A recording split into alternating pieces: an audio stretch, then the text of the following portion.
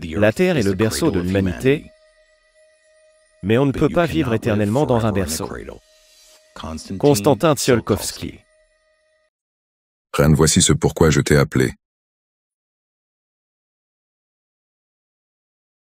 Regarde. Regarde. Là-bas, il y a l'étoile Epsilon Tucanae, et là, il y a l'étoile 61 Cygni, et plus loin, Albireo. 3 étoiles en tout. Il y a de la vie là, là et là. Je le sais, Reine, je l'ai vu. Il y a des impulsions de pensée, nos frères intelligents y vivent, mais ils sont incroyablement loin. Reine, je sais que tu travailles sur l'espace à l'Académie, n'est-ce pas? Oui, l'espace en tant que fonction du temps. Unissons nos efforts, Reine. Je veux compresser le temps, et alors nous pourrons voir les vivants et parler avec eux. Tu es un théoricien, Reine. Dis-moi, est-ce possible? J'ai l'impression d'être proche d'une solution. Mais mes conclusions doivent être vérifiées. Et la vérification, c'est l'expérience. Je suis heureux que tu me comprennes.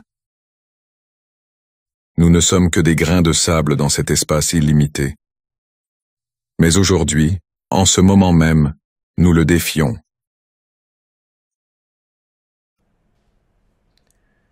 Il semble que le moment soit venu pour les événements décrits dans ce roman. Les contours de la société créatrice étant maintenant définis, il devient clair que la téléportation est un attribut nécessaire pour une civilisation de premier niveau.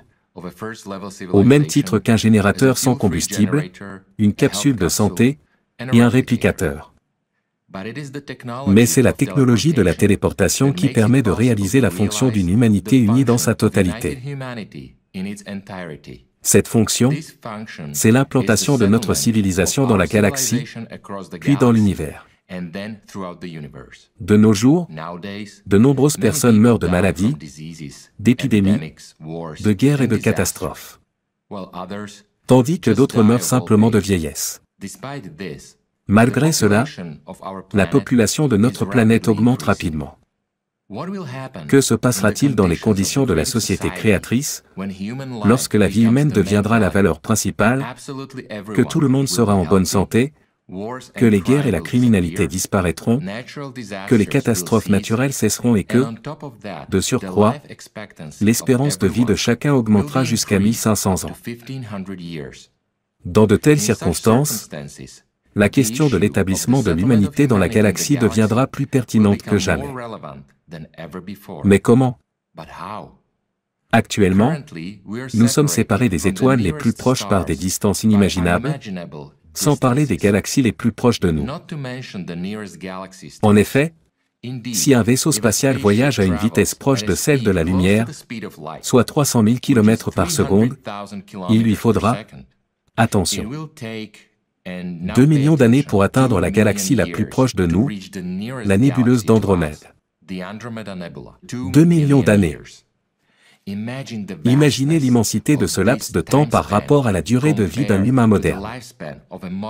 Et il ne s'agit que de la galaxie la plus proche de nous, sans parler du reste du cosmos.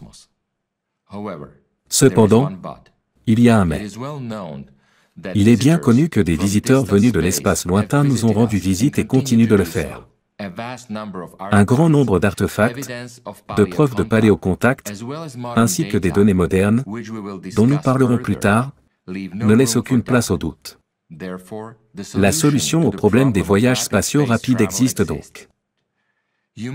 Vous pourriez objecter qu'aujourd'hui, avec l'intelligence artificielle capable de générer des images réalistes, il existe de nombreuses vidéos truquées.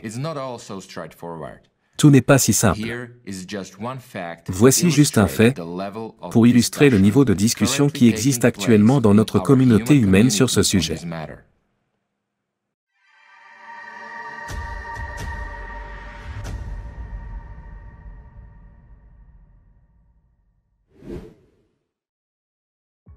Washington.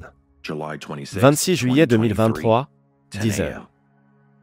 Les premières auditions publiques de témoins dans l'affaire des ovnis ont commencé dans le bâtiment de la Chambre des représentants du Congrès américain à Capitol Hill. Le premier à témoigner est Ryan Graves, ancien pilote de F-18 et fondateur d'American Force F Aerospace, une organisation qui soutient, recherche et met en lumière les équipages qui ont rencontré des ovnis. Je m'appelle Ryan Fobbs Graves et je suis un ancien pilote de F-18 qui a servi pendant plus de 10 ans dans la marine américaine, notamment lors de 2 déploiements dans le cadre des opérations Enduring Freedom et Inherent Resolve. J'ai fait l'expérience directe d'un PAN avancé et je suis ici pour exprimer les préoccupations de mes collègues. Je suis ici pour exprimer les préoccupations de plus de 30 membres d'équipages d'avions commerciaux et de vétérans de l'armée qui m'ont confié leurs expériences similaires. Aujourd'hui, j'aimerais mettre l'accent sur 3 questions essentielles qui exigent que nous agissions. Au moment où nous nous réunissons ici, les PAN se trouvent dans notre espace aérien, mais ils sont largement sous-déclarés. Ces observations ne sont pas rares ou isolées, elles sont routinières. Les équipages militaires, des militaires et des pilotes commerciaux, des observateurs qualifiés dont la vie dépend d'une identification précise, sont fréquemment témoins de ces phénomènes. La stigmatisation attachée aux PAN est réelle et puissante et met en cause la sécurité nationale. Elle réduit au silence les pilotes professionnels qui craignent des répercussions professionnelles, décourage les témoins et n'est qu'aggravée par le fait qu'il n'est pas possible de les identifier. Elle est encore aggravée par les récentes déclarations du gouvernement remettant en cause la crédibilité des témoignages oculaires. Certaines parties de notre gouvernement en savent plus sur les PAN qu'elles ne le laissent entendre. Les pratiques de classification excessive gardent des informations cruciales cachées. Depuis 2021, toutes les vidéos de PAN sont classées secrètes ou à un niveau supérieur. Ce niveau de secret ne fait pas qu'entraver notre compréhension. Il alimente la spéculation et la méfiance. Reconnaissant la nécessité d'agir et d'apporter des réponses, j'ai fondé Americans for Safe Aerospace. L'organisation est devenue un refuge pour les témoins de PAN qui n'avaient pas été entendus auparavant en raison de l'absence d'un processus d'admission sûr. Plus de 30 témoins se sont manifestés et près de 5000 Américains nous ont rejoints dans la lutte pour la transparence sur le site Safe Aerospace. La majorité des témoins sont des pilotes commerciaux de grandes compagnies aériennes. Il s'agit souvent de vétérans ayant plusieurs dizaines d'années d'expérience. Les pilotes signalent des PAN à des altitudes qui semblent au-dessus d'eux à 40 000 pieds, potentiellement en orbite terrestre basse ou dans la zone grise sous la ligne de Kármán, effectuant des manœuvres inexplicables, comme des virages à droite et des orbites rétrogrades ou des crochets. Ces rapports sont parfois récurrents, comme en témoignent les nombreuses observations récentes au nord d'Hawaï et dans l'Atlantique Nord. D'autres vétérans nous font part de leurs rencontres avec des PAN dans notre espace aérien et nos océans. J'ai un cas particulier et c'est celui de l'incident Gimbal. L'enregistrement du système FLIR de l'AT montre un objet unique qui tourne. Vous avez pu entendre des pilotes parler d'une flotte d'objets qui n'est pas visible sur le système FLIR. Et c'est quelque chose que j'ai vu pendant le débriefing comme faisant partie des données radar sur une page d'appréciation de la situation. J'aimerais ajouter à tout membre du Congrès qu'il y a un peu de colère, je dirais. J'ai l'impression que ces pilotes sont toujours confrontés à la difficulté de rapporter ce sujet et qu'ils n'ont pas les outils nécessaires pour atténuer ce problème. Cela montre bien la gravité de la situation et l'importance de cette question pour nos pilotes et pour notre pays. Je pense que ces témoignages ne font qu'effleurer la surface et que d'autres partageront leurs expériences dès qu'ils pourront le faire en toute sécurité. Pour conclure, je reconnais le scepticisme qui entoure ce sujet. Si tout le monde pouvait voir le senseur et les données vidéo dont j'ai été témoin, notre conversation nationale changerait. Je vous invite à mettre de côté la stigmatisation et à vous pencher sur la question de la sécurité et de la sûreté que ce sujet représente. Si les PAN sont des drones étrangers, il s'agit d'un problème urgent de sécurité nationale. S'il s'agit d'autre chose, il s'agit d'un problème scientifique. Dans un cas comme dans l'autre, les objets non identifiés posent des problèmes de sécurité aérienne. Le peuple américain mérite de savoir ce qui se passe dans notre ciel. Cela aurait dû être fait depuis longtemps. Je vous remercie de votre attention. Le pilote Ryan Graves a décrit la situation dans son ensemble. En effet, les gouvernements classifient les données. Néanmoins, malgré le secret qui entoure cette question, nous pourrions citer de nombreuses vidéos du domaine public dont l'authenticité ne fait aucun doute. Cependant, peut-être que beaucoup d'entre vous restent sceptiques à ce sujet. En effet, comment est-il possible de voyager au moins quelques années-lumière, d'autant plus que personne n'a jamais vu ces vaisseaux voler dans l'espace en direction de la Terre? Compte tenu des capacités techniques modernes de notre civilisation, les vols de vaisseaux spatiaux se dérouleraient probablement comme suit. Le vaisseau utilise d'énormes réservoirs de carburant et, compte tenu de sa vitesse, voyage non seulement des milliers, mais potentiellement des centaines de milliers, voire des millions d'années jusqu'à sa destination, en traversant de vastes amas d'espace. Depuis des décennies, de nombreux télescopes scrutent le ciel nocturne dans différentes gammes spectrales. De tels objets auraient certainement été détectés bien avant de s'approcher de la Terre. Pourtant, personne ne les a jamais vus voler vers nous. Peut-être ne volent-ils pas vraiment? C'est peut-être la clé pour comprendre l'apparition discrète des ovnis sur Terre. Peut-être apparaissent-ils instantanément, aux coordonnées souhaitées, sur l'orbite de la Terre ou de la Lune.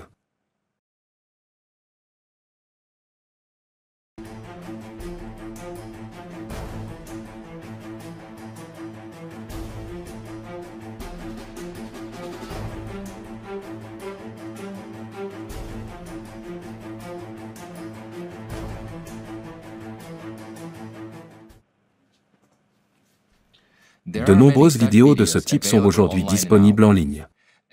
Tout sceptique armé d'un petit télescope peut être témoin de phénomènes similaires. Le public se rassemble, car plus nous nous rapprochons du point de non-retour climatique, plus les observateurs extraterrestres seront nombreux à apparaître dans l'orbite terrestre. Pour beaucoup, il s'agit simplement d'un spectacle global se déroulant à l'échelle planétaire. Des civilisations avancées qui ont passé ce cap depuis longtemps arrivent pour observer notre choix, à savoir, comment notre société va traverser le cycle des cataclysmes. Elles n'ont pas le droit d'intervenir. Elles se contentent d'observer. C'est intéressant. Ainsi, le public continuera de croître à mesure que nous approcherons du pic des cataclysmes. Mais comment est-il possible de sauter dans l'espace à des dizaines, des centaines, voire des millions d'années-lumière? Bien sûr, il serait intéressant de demander directement aux extraterrestres de répondre aux deux principales questions sur la téléportation. Où trouvent-ils une telle quantité d'énergie pour le saut? Et comment déterminent-ils les coordonnées exactes du point vers lequel ils ont l'intention de sauter? Les lois de l'univers sont telles que personne n'a le droit d'interférer dans les choix des gens, pas seulement les civilisations avancées, mais même Dieu lui-même. Par conséquent, avant de tenter d'interroger les extraterrestres pour découvrir les secrets de la téléportation, regardons de plus près ce qui se passe sous nos pieds. Peut-être que ceux qui connaissent le secret des voyages spatiaux sont bien plus proches que les soucoupes volantes.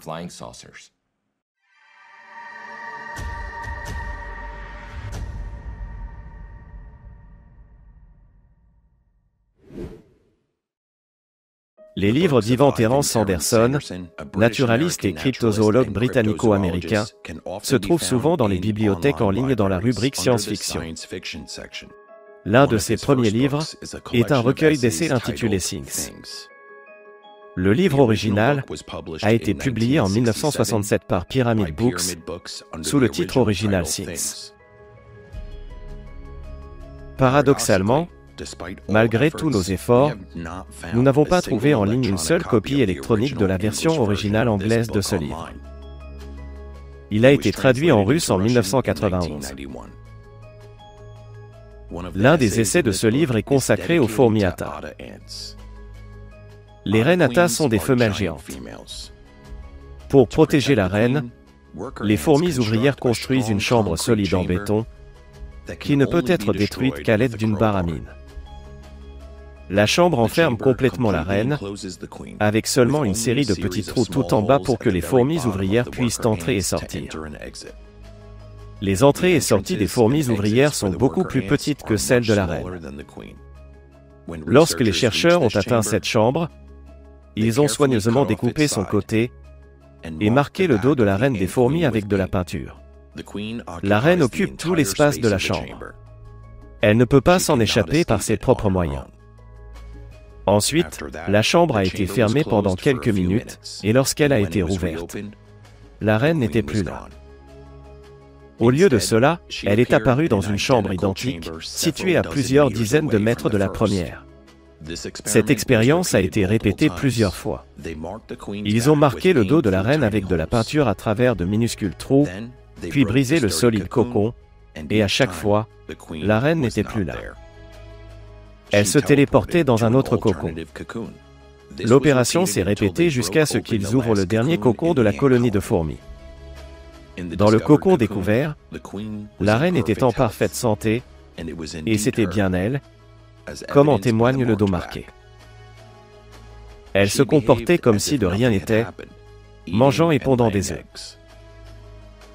Il est impossible d'imaginer que les fourmis Atta parviennent à creuser un tunnel de plusieurs dizaines de mètres, à construire une nouvelle chambre en béton et à y traîner la reine en moins d'une heure, voire en quelques heures. Selon Sanderson, les résultats de ces expériences indiquent que les fourmis Atta ont développé un système de téléportation pour les membres les plus importants de leur société, qui s'active en cas d'urgence. Beaucoup d'entre vous pourraient penser qu'il s'agit d'une expérience mal menée, parce que ces résultats ne correspondent pas à ce que nous comprenons. C'est tout à fait possible, d'autant plus que nous n'avons pas trouvé de confirmation de ce phénomène auprès d'autres entomologistes. Cependant, il ne faut pas oublier que, selon les connaissances scientifiques modernes, un bourdon ne devrait pas pouvoir voler. Mais il ne le sait pas et continue de voler.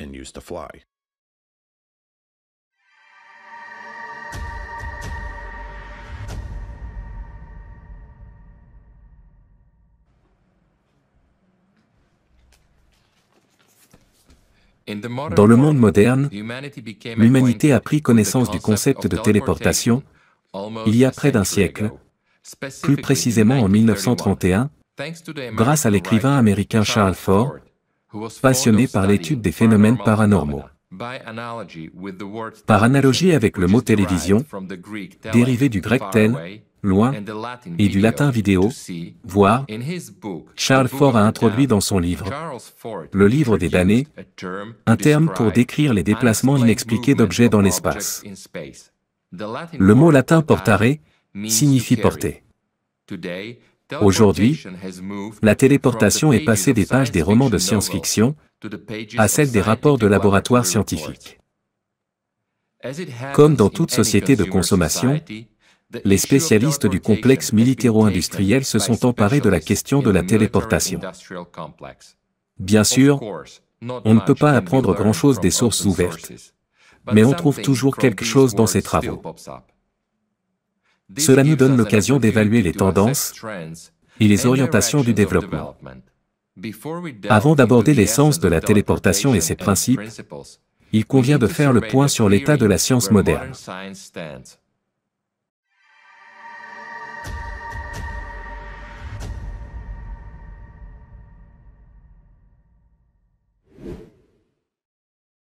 Selon la théorie de la relativité d'Einstein, rien dans l'espace ne peut se déplacer plus vite que la lumière. Mais en même temps, la vitesse de déplacement du continuum espace-temps lui-même n'est limitée en aucune façon. Cette lacune a permis au physicien mexicain Miguel Alcubierre de formuler le concept de la bulle de distorsion d'Alcubierre et de modéliser par la suite un analogue d'un moteur de distorsion qui est devenu connu sous le nom de moteur d'Alcubierre. En 1994, Miguel Alcubierre a publié dans la prestigieuse revue scientifique General Relativity and Quantum Cosmology un article intitulé The Warp Drive, Hyper Fast Travel Within General Relativity. Dans cet article, Alcubierre propose un concept de déplacement dans l'espace à des vitesses supérieures à celles de la lumière, dans le cadre de la relativité générale.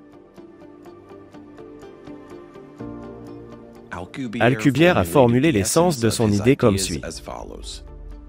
Dans le cadre de la relativité générale et sans l'introduction de trous de verre, il est possible de modifier un espace-temps de manière à permettre à un vaisseau spatial de voyager à une vitesse arbitrairement élevée.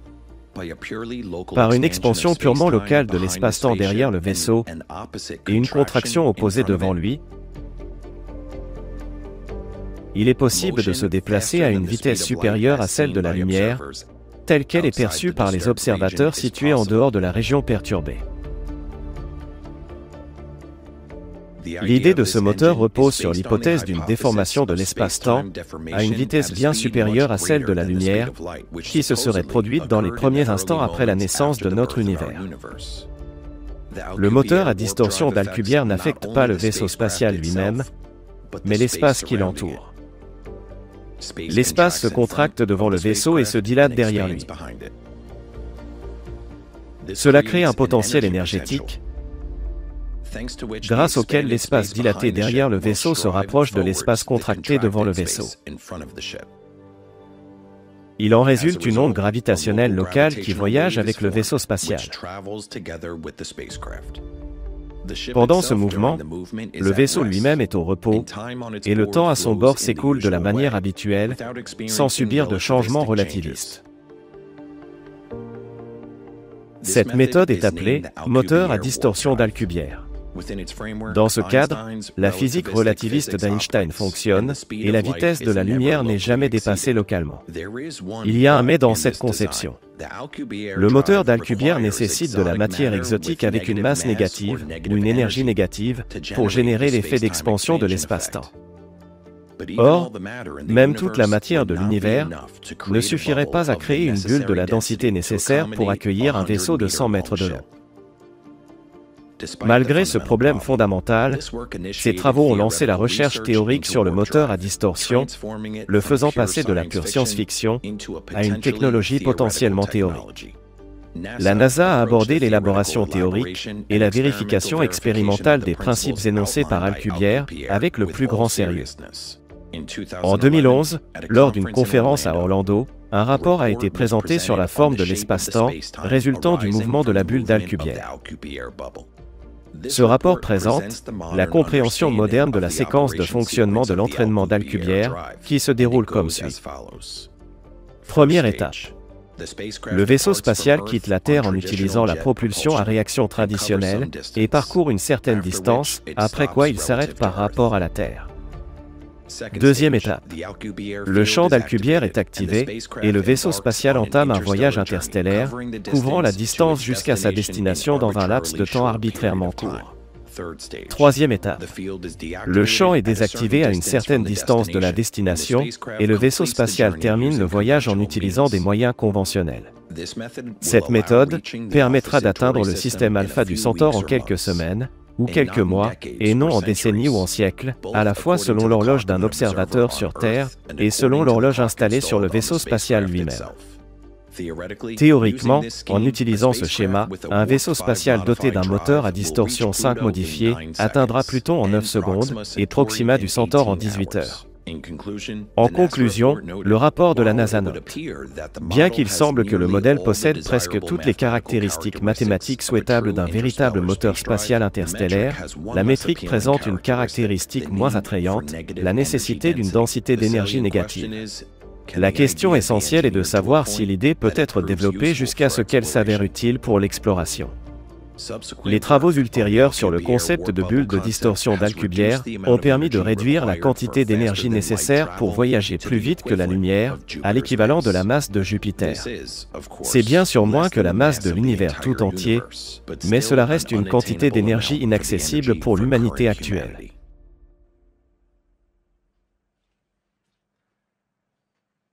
La quantité d'énergie nécessaire est équivalente à la masse de Jupiter.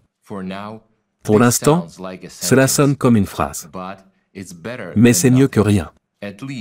Au moins, nous disposons d'une autre méthode hypothétique de téléportation, qui s'ajoute à celle déjà hypothétique, basée sur les fourmis, qui figure déjà dans notre collection. Il convient de noter que voyager à l'aide d'un tel moteur n'est pas de la téléportation au sens propre. Pourquoi ? La véritable téléportation s'effectue sans perte de temps, alors qu'il s'agit ici d'un voyage, certes très rapide, à travers le temps et l'espace. Qu'est-ce que la physique moderne nous offre d'autre ? Il s'avère que nous ne sommes pas les seuls à nous poser cette question.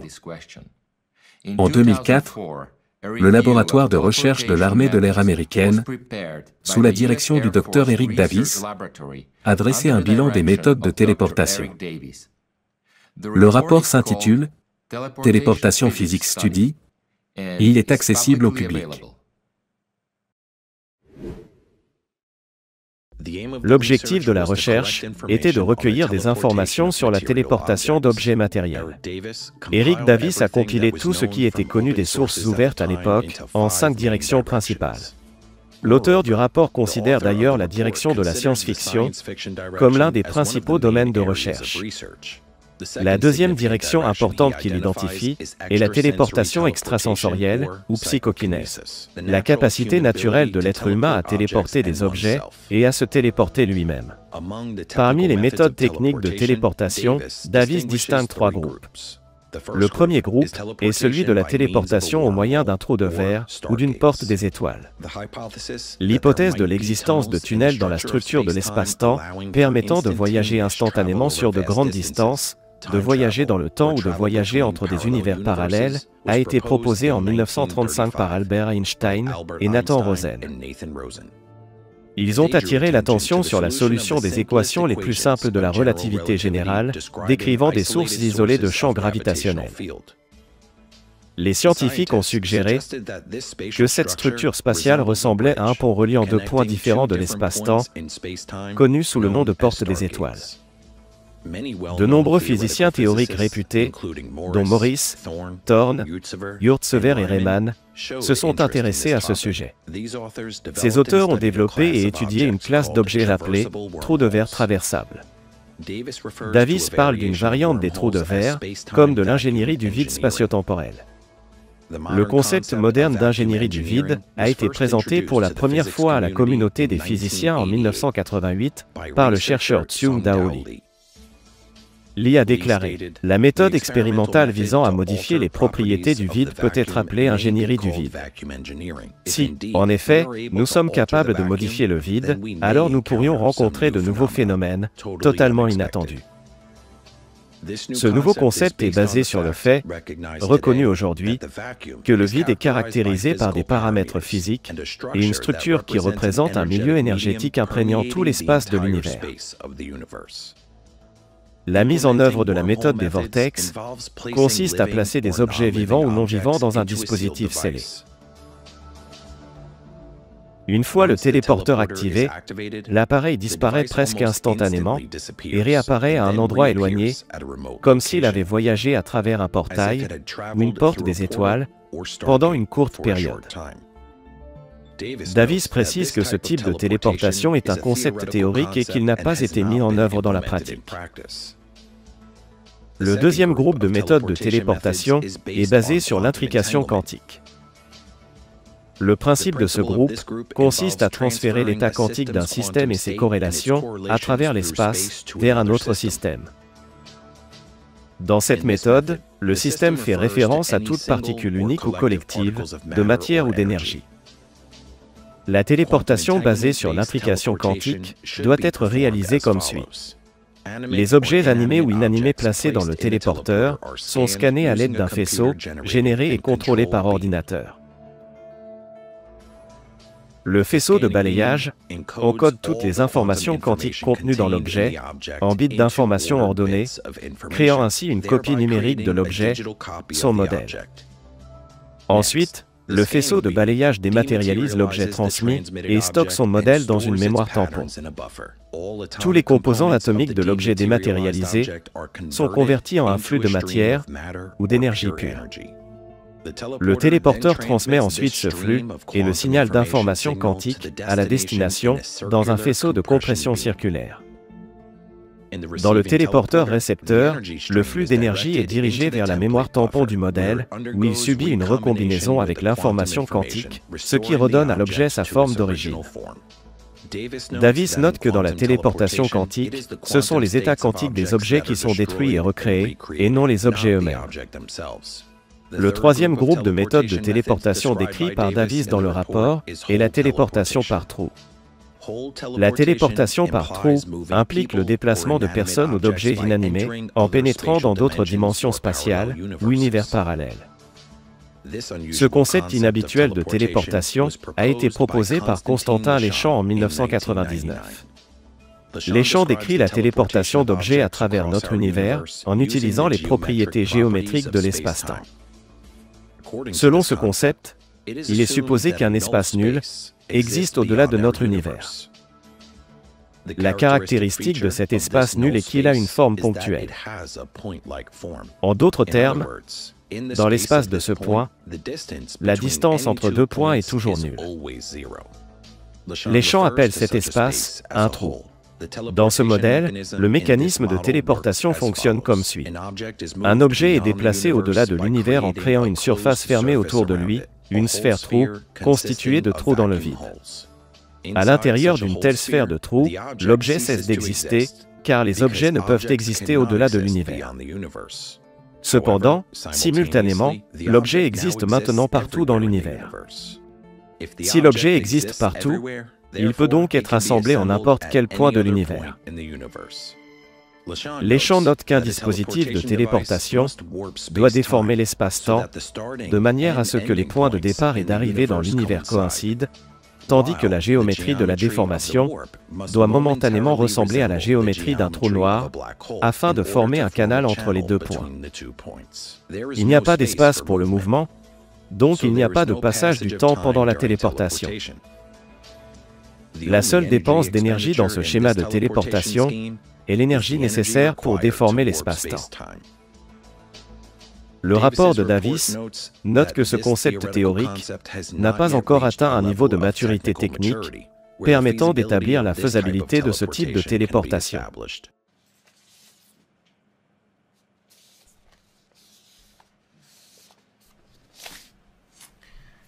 Comme vous pouvez le constater, la science moderne dispose d'une certaine base méthodologique. Cependant, le développement de ces méthodes se heurte à des obstacles quasi insurmontables. Outre les méthodes naturelles de téléportation, qui peuvent être utilisées par les fourmis et les humains, nous disposons de deux groupes de méthodes techniques. Celle qui consiste à modifier les propriétés de l'espace pour déplacer entièrement l'objet, et celle qui consiste à extraire des informations sur toutes les particules d'un objet et à transmettre non pas l'objet lui-même, mais les informations sur sa structure. Pour résoudre le problème à l'aide du premier groupe de méthodes, en modifiant les propriétés de l'espace, nous devons connaître la structure du vide. Aujourd'hui, la science appelle astucieusement le vide, le vacuum physique, contournant ainsi l'interdiction de mentionner les termes mondiales. Cette interdiction a été établie il y a 100 ans et reste en vigueur à ce jour. La science est donc obligée de parler en termes allégoriques et de présenter le même éther sous de nouveaux noms. Sur ce chemin, nous nous heurtons à la stupidité humaine comme à un obstacle insurmontable. La Sainte Inquisition ne s'est pas éteinte au XVIIIe siècle, elle a refait surface sous de nouveaux noms, comme les organisations apparentées aux commissions sur les pseudosciences. Aujourd'hui, les hérétiques de la science ne sont plus brûlés sur le bûcher, mais ils font tout eux-mêmes. Ils ont des accidents de voiture, tombent d'une fenêtre, se suicident subitement et commettent d'autres actes qui leur sont fatals. Nous en avons parlé en détail dans le film « Le progrès arrêté ». Nous n'approfondirons donc pas cette question dramatique et nous passerons à autre chose. En passant au deuxième groupe de méthodes, nous rencontrons également un obstacle insurmontable. Pour téléporter une personne, il faudrait extraire des informations de tous les atomes de son corps, transmettre ces informations dans l'espace, puis les enregistrer sur d'autres atomes à l'extrémité réceptrice. Ainsi, la personne serait reconstruite en transférant l'information des atomes du point de transmission aux atomes du point de réception.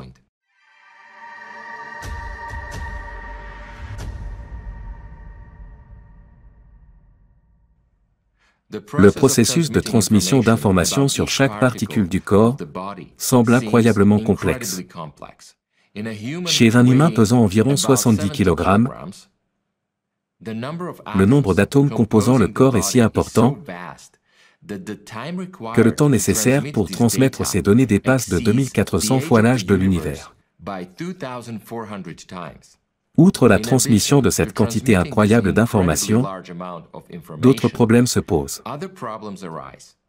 Nous avons appris à enchevêtrer des photons libres, mais comment unifier des macro-objets, comme les molécules d'ADN, le sang en mouvement, les cellules du corps et le corps tout entier?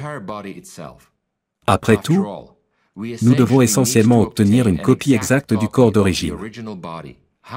Comment alors faire revivre les cellules que nous avons transférées dans un nouvel endroit? Comment leur transmettre l'énergie vitale? Après tout, la chose la plus importante pour tout être vivant, c'est la vie. Que se passe-t-il réellement pour une personne lors d'un acte de téléportation quantique?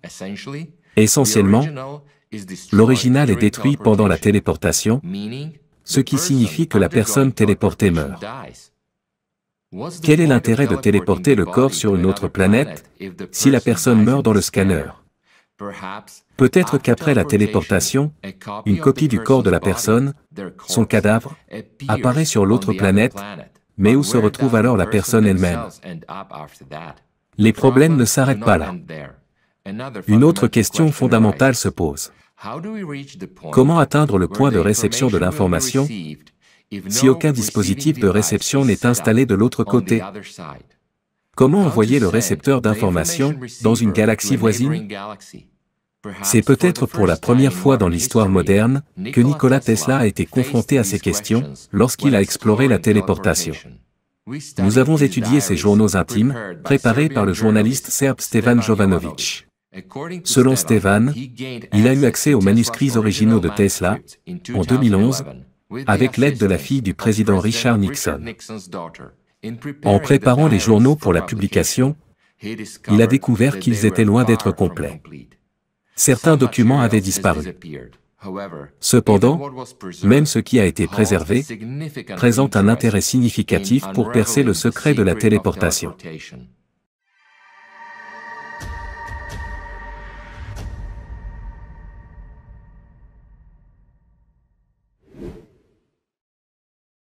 Juillet 1884. Sur un bateau voyageant de l'Europe vers l'Amérique, il y a un jeune homme inconnu de tous. Il s'agit de Nikola Tesla. Il a alors 28 ans. Après avoir vécu toutes les épreuves de la traversée de l'Atlantique, Tesla a consigné dans son journal ses premières réflexions sur le problème de la téléportation. Quelle folie de perdre autant de temps à voyager de l'Europe vers l'Amérique et de supporter autant de souffrances. Naviguer sur des bateaux, même modernes, est très pénible. Les marins eux-mêmes, habitués à la mer et considérant le navire comme leur maison, sont aussi heureux d'arriver au port que des enfants de recevoir des cadeaux. Le 9e jour du voyage, j'ai eu une autre idée. J'ai réalisé qu'un espace tridimensionnel sous l'influence de forces électromagnétiques prononcées, par prononcées j'entends des forces gigantesques, peut être enroulé dans un tube. Il m'est difficile d'expliquer l'essence de ce processus en termes simples, pour que les personnes qui ne connaissent pas les mathématiques et la physique puissent le comprendre. Rouler dans un tube me semble être l'explication la plus appropriée. Prenez une feuille de papier, enroulez-la dans un tube, percez-la avec une aiguille, puis déroulez-la. Vous verrez à quel point les piqûres sont espacées les unes des autres. Mais lorsque la feuille était enroulée, elles étaient proches les unes des autres, très proches. Si l'espace peut être plié à l'aide d'ondes électromagnétiques très puissantes, les continents peuvent être rapprochés, et tout peut être transporté n'importe où en quelques fractions de secondes. Cette incroyable intuition m'a tellement abasourdi que j'ai failli tomber à l'eau. Je me suis promis de commencer à développer cette idée à la première occasion. Des années s'écouleront avant que Tesla ne puisse commencer à mettre en œuvre son idée de téléportation. Il écrit à ce sujet ce qui suit. Différentes recherches ont différents coûts. Ce projet est très coûteux, car il nécessite la construction d'au moins 4 électroaimants extrêmement puissants et plusieurs autres dépenses. Lorsque j'ai évoqué ce nouveau projet, les gens se sont ouvertement moqués de moi. Pour une raison ou une autre, les gens perçoivent comme impossible ce qui dépasse leur entendement. J'ai essayé d'expliquer que les moteurs électriques ressemblaient eux aussi à un conte de fées, mais je n'ai pu convaincre personne. Bien que personne ne partage l'idée de Tesla sur la possibilité de la téléportation, il reste fidèle à son rêve. J'attends avec impatience le jour où je pourrai envoyer un cadeau à ma sœur Marika. J'imagine sa surprise lorsqu'une boîte de bonbons apparaîtra soudain sur la table devant elle, avec un mot de ma part, à ma chère sœur, de la part de ton frère qui t'aime. C'est de la malice, de la pure malice, mais je ne me priverai pas de ce plaisir. Il me reste si peu de plaisir dans ma vie que je ne peux en négliger aucun. J'espère vivre assez longtemps pour voir le jour où un conteneur avec sa cargaison voyagera de New York à Paris ou Londres en moins d'une seconde. En 1936, Tesla trouve enfin un soutien pour ses projets au sein du ministère américain de la Défense. Il prend la tête du projet Rainbow, qui vise à résoudre le problème du transport sécurisé de personnes et d'objets sur de longues distances à l'aide de champs électromagnétiques. Le projet était basé sur mes propres développements. La gestion globale du projet a été supervisée par mon ami de longue date, Van.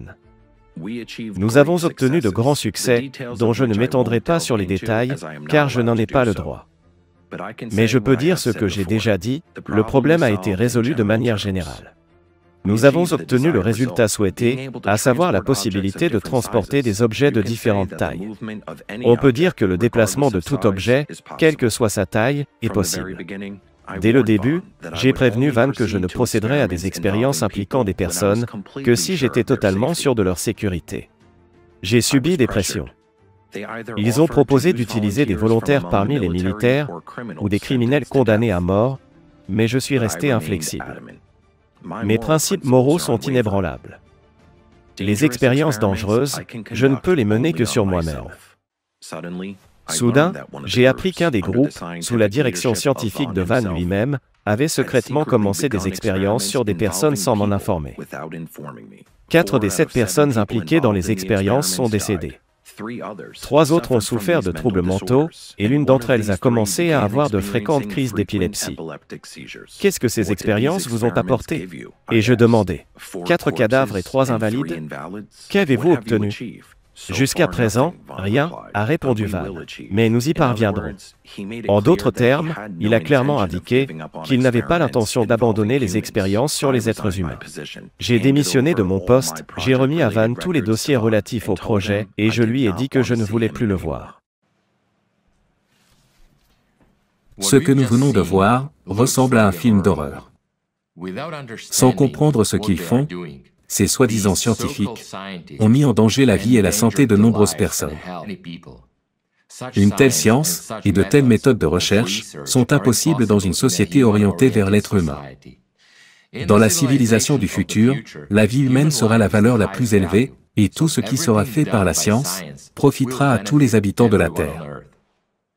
Néanmoins, le fait qu'à l'aide de champs magnétiques et électriques, il ait été possible de transmettre un objet biologique sur une distance jusqu'à un point prévu dans l'espace et de le restaurer presque dans son état d'origine, indique que le problème n'est pas aussi redoutable que la transmission d'informations sur une durée dépassant la durée de vie de l'univers et ne nécessite pas une énergie comparable à la masse de Jupiter. Bien sûr, de nombreuses questions se posent. Mais comme les informations les plus précieuses sont cachées au public dans le format consumériste, nous allons commencer à démêler ce nid de serpent par nous-mêmes. Commençons par la question principale, qu'allons-nous transmettre exactement?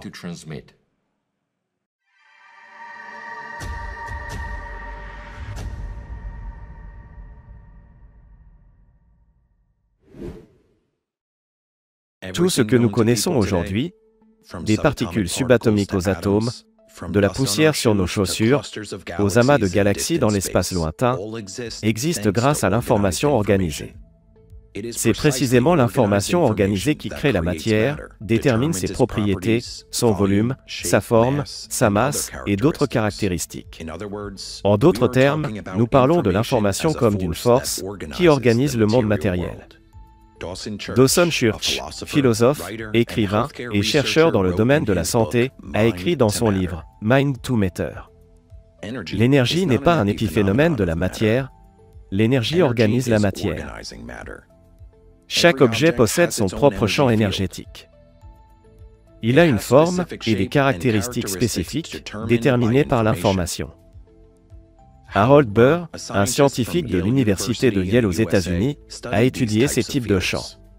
Il a conclu que ces champs ne sont pas générés par les organismes vivants, mais qu'ils créent plutôt la matière en formant des lignes de force autour desquelles s'assemblent les atomes, les molécules et les cellules.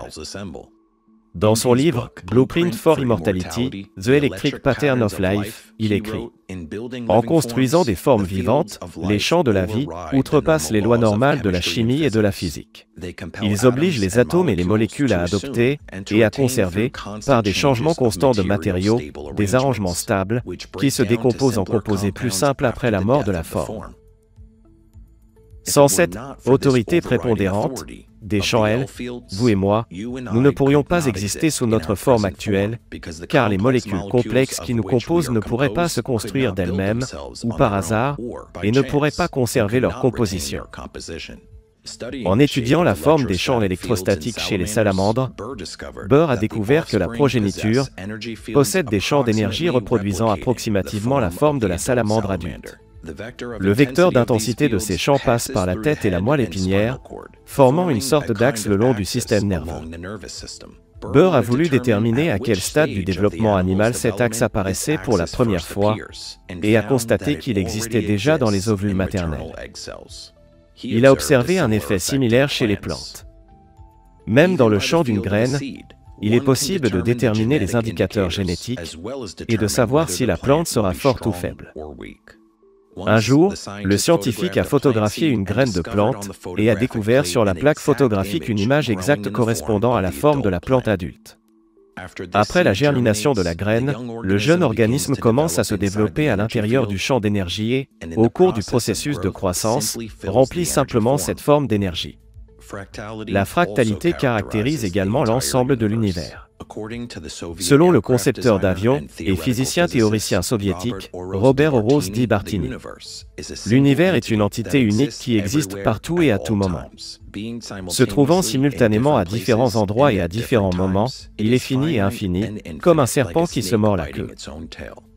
On peut l'imaginer comme un fil en boucle qui traverse tout ce qui existe. Il peut être visualisé comme une sphère miroir contenant une autre sphère, et ainsi de suite. Mais la plus petite matrioshka de toutes est celle qui englobe le reste.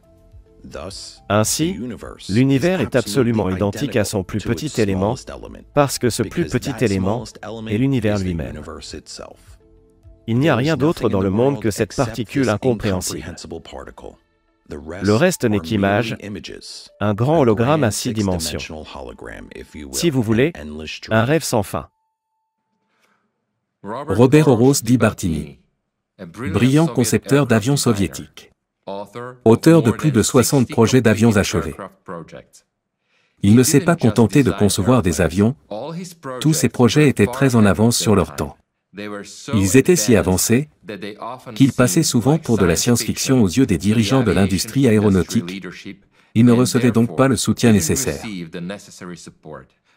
Bartini n'a pas seulement créé des avions non conventionnels, la théorie de l'univers à 6 dimensions est sortie de sa plume. Il était vraiment un être humain du futur. Réécoutez ces paroles remarquables.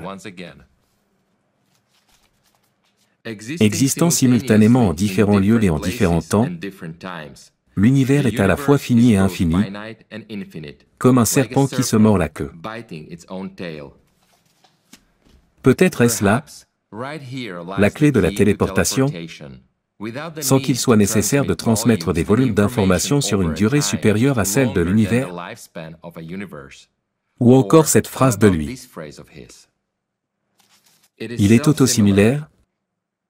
À la base de l'univers se trouve une seule particule. Tout le reste n'est qu'un grand hologramme à 6 dimensions. Pourquoi Bartini qualifie-t-il l'univers de rêve? Et qu'est-ce qu'un hologramme? Ces mots contiennent peut-être un autre indice, permettant de répondre à la question des coordonnées du point de téléportation. Commençons par l'hologramme.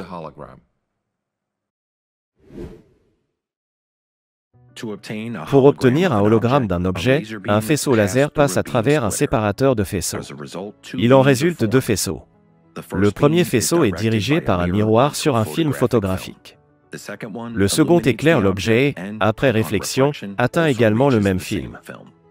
Sur le film, les deux faisceaux interfèrent pour créer un motif d'interférence. C'est ainsi que l'on obtient un enregistrement holographique. Pour obtenir une image tridimensionnelle d'un objet, il suffit d'éclairer le film avec le même faisceau laser. Une propriété unique de l'hologramme est son autosimilarité. Si nous divisons l'image en deux, chaque moitié contiendra l'image de l'objet entier. Si nous divisons à nouveau la demi-image et l'éclairons avec un rayon laser, nous obtiendrons à nouveau deux images identiques de l'objet original. Ce processus peut être poursuivi, et chaque partie contiendra toujours l'image de l'objet entier. Le physicien David Bohm, de l'Université de Londres, pense que la réalité objective n'existe pas, que malgré son apparente solidité, l'univers est au fond un fantasme, un hologramme gigantesque et splendidement détaillé. Un hologramme possède une propriété inhabituelle. Si vous prenez un morceau de film photographique dans lequel est encodée une image holographique, cela signifie que vous ne pouvez pas voir l'image à l'œil nu. Vous devez reconstruire l'image après avoir fait briller un laser à travers le film. Ainsi, si vous avez l'image d'une rose dans le film, faites passer un laser à travers la rose, vous obtiendrez une image tridimensionnelle de la rose de l'autre côté. Si vous coupez le film en deux et que vous envoyez un laser sur chaque morceau, vous obtiendrez une rose entière à partir de chaque morceau, ce qui est une propriété très inhabituelle et déconcerte l'imagination. Au début, coupez-la en 4, vous obtiendrez 4 roses. Coupez-la en 8, vous obtiendrez 8 roses. L'univers est donc un hologramme. Cela signifie, comme l'a dit William Blake, que l'on peut littéralement trouver l'univers dans un grain de sable, que chaque partie de l'univers contient un semblant de l'ensemble de l'univers. Dans un hologramme, la réalité peut se manifester de deux manières, sous la forme d'une image concrète ou d'une sorte de flou énergétique indéchiffrable. Par analogie, lorsque vous regardez Johnny Carson sur un téléviseur, son image est codée de deux manières. D'une part, l'image concrète sur le téléviseur, et d'autre part, le flou des ondes radio qui imprègnent le salon. Et si l'univers est un hologramme d'une certaine manière, cela suggère qu'il peut y avoir deux niveaux très différents de réalité que la réalité concrète que nous voyons. Vous savez, quand nous regardons ces chaises et que, vous savez, les arbres et les nuages et tout le reste ne sont qu'une façon dont la réalité se manifeste, et qu'à un niveau profond, il y a un autre niveau de réalité où tout se dissout dans un océan d'énergie qui est holographiquement interconnecté, où chaque portion de l'univers est contenue dans chaque minuscule zone de l'univers. Imaginez que tout ce que vous voyez, sentez et entendez en 3 dimensions, ainsi que votre perception du temps, émane en fait d'un champ plat bidimensionnel. L'idée est similaire à celle des hologrammes ordinaires, où une image tridimensionnelle est encodée dans une surface bidimensionnelle, comme dans l'hologramme d'une carte de crédit. Mais cette fois, c'est l'univers entier qui est encodé. Une équipe internationale de physiciens théoriciens et d'astrophysiciens étudiant les inhomogénéités du fond diffus cosmologique, ou rémanence du Big Bang, a trouvé des preuves irréfutables de la nature holographique de l'univers. Si l'univers est effectivement holographique, cela résoudrait la question de la détermination des coordonnées précises du saut pour la téléportation. Après tout, l'une des propriétés d'un hologramme est que chaque partie contient des informations sur l'ensemble de l'hologramme.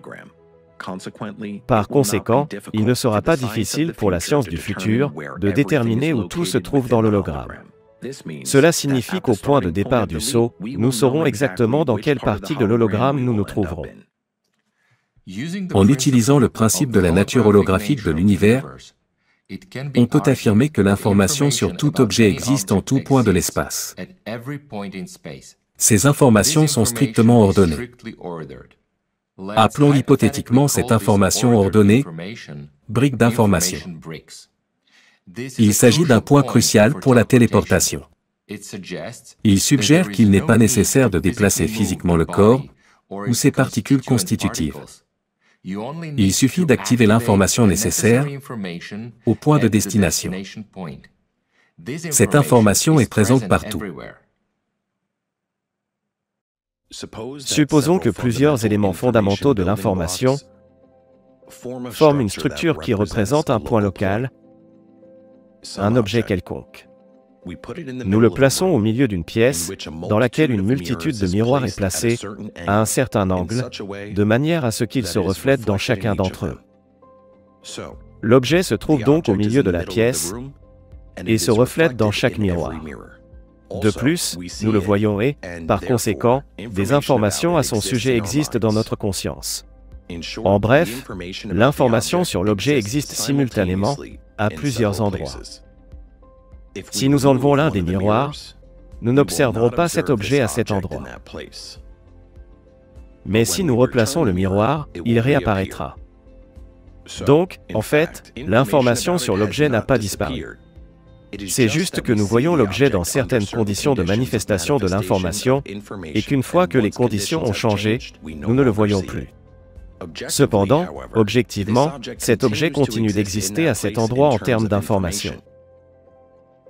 La réflexion peut avoir un flux continu, ce qui signifie que cet objet existe en chaque point de cette pièce, et accessoirement, non seulement de la pièce mais aussi de l'espace en dehors des limites de la pièce, que nous le voyons ou non.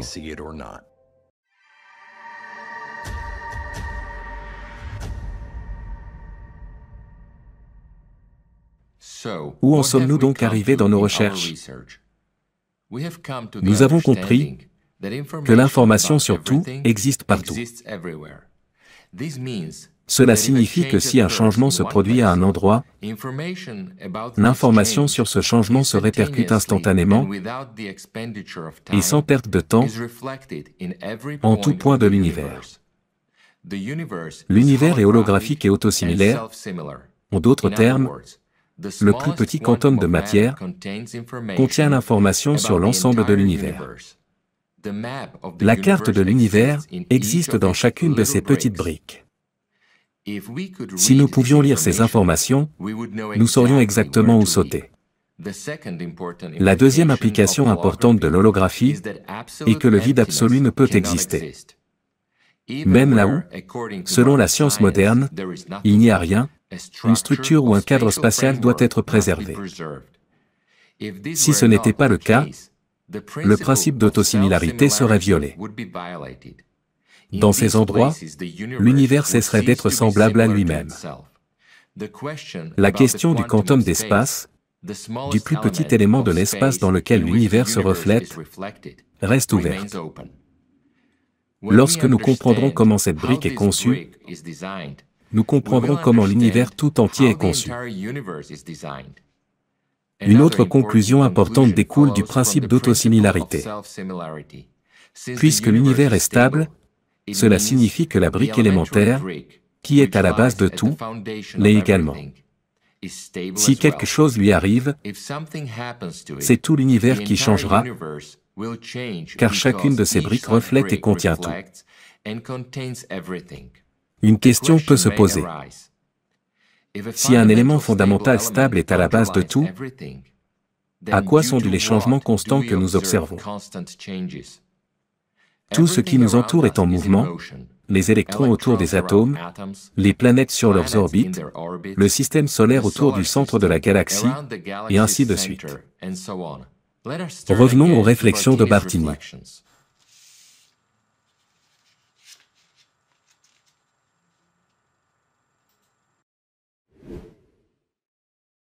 Devant moi, le pendule d'une horloge se balance.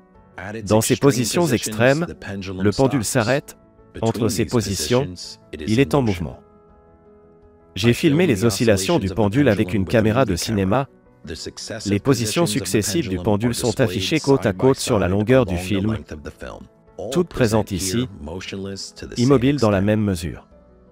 Mais toutes les images sont légèrement floues. Pendant l'exposition, le pendule a bougé, et le centre du poids est représenté non pas comme un point mais comme un tiret.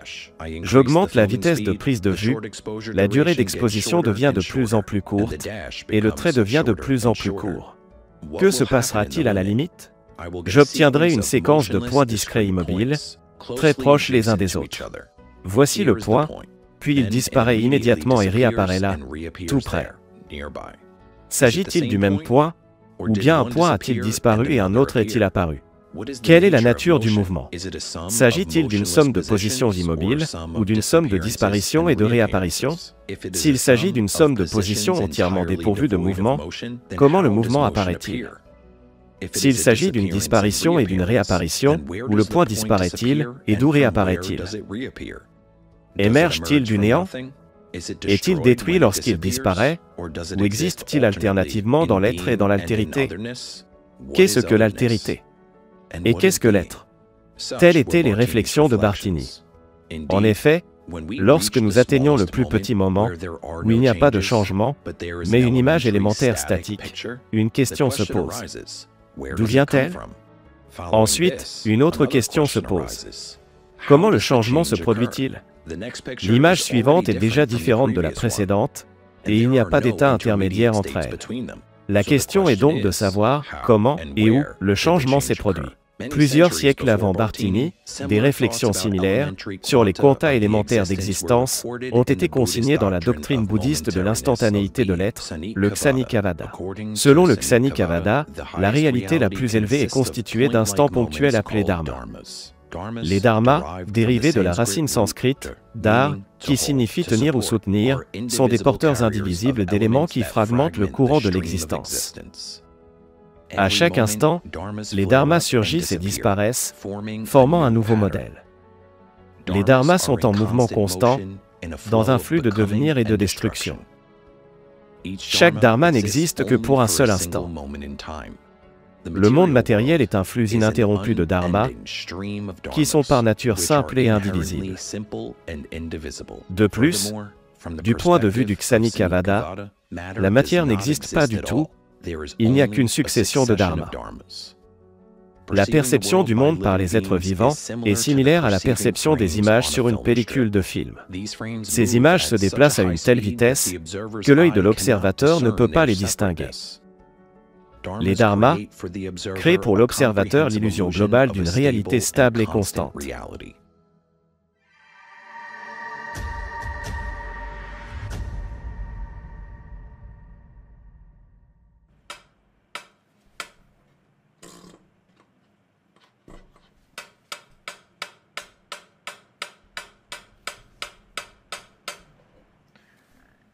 Si je continue à augmenter la vitesse d'oscillation du métronome, à un moment donné, je ne pourrai plus voir ces différentes positions dans l'espace. Nos yeux sont conçus de telle sorte qu'ils perçoivent les images discrètes comme continues si leur fréquence dépasse 16 images par seconde. C'est pourquoi nous ne remarquons pas le caractère discret de ce monde. La fréquence des changements d'état de notre monde dépasse de loin la fréquence des images d'une caméra. Nous arrivons ici à la partie la plus importante de notre histoire. Si nous parvenons à nous glisser entre les cadres adjacents de la réalité, nous nous retrouverons nulle part dans l'espace et nulle part dans le temps. Selon le principe de l'holographie, nous pouvons quitter cet état non spatial pour nous retrouver à n'importe quel endroit de l'univers. Il est évident qu'un tel voyage ne prend pas de temps. Examinons de plus près cet intervalle interimage.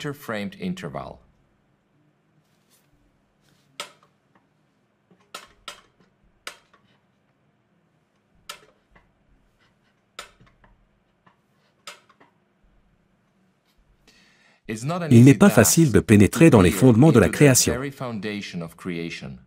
Essayons d'abord de comprendre à quelle vitesse les images de la réalité se succèdent sur la pellicule de notre monde. Mais pour mesurer la fréquence des images, nous nous heurtons à un obstacle insurmontable. Tous nos instruments se trouvent à l'intérieur du monde lui-même et obéissent à ses règles, alors que nous devons mesurer le temps qui s'écoule entre deux moments d'inexistence.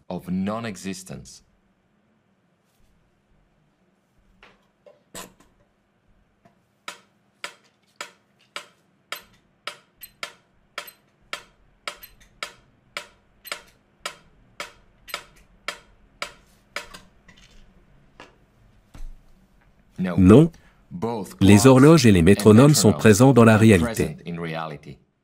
Ce ne sont pas les outils dont nous avons besoin. Commençons au moins par reconnaître le caractère discret de l'univers. Discrétion.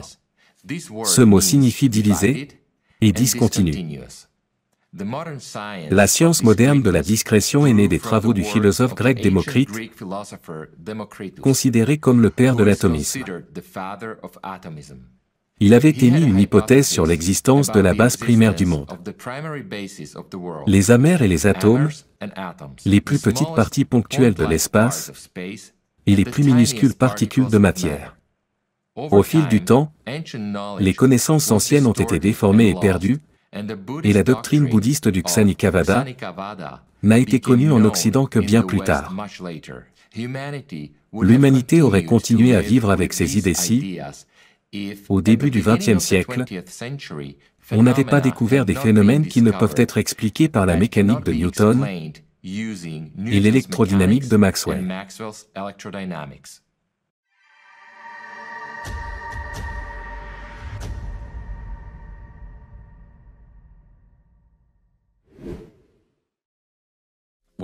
Lorsque la science a acquis la capacité d'étudier les particules élémentaires individuelles, la première chose qu'elle a rencontrée dans le micromonde a été le paradoxe de la dualité. Il s'est avéré que les particules ont une double nature. Par exemple, un photon peut être à la fois une particule et une onde.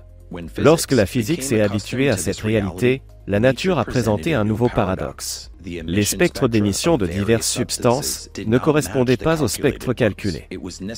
Il a fallu reconsidérer les fondements même de la physique des particules élémentaires naissantes. Ce fut une véritable catastrophe pour la science.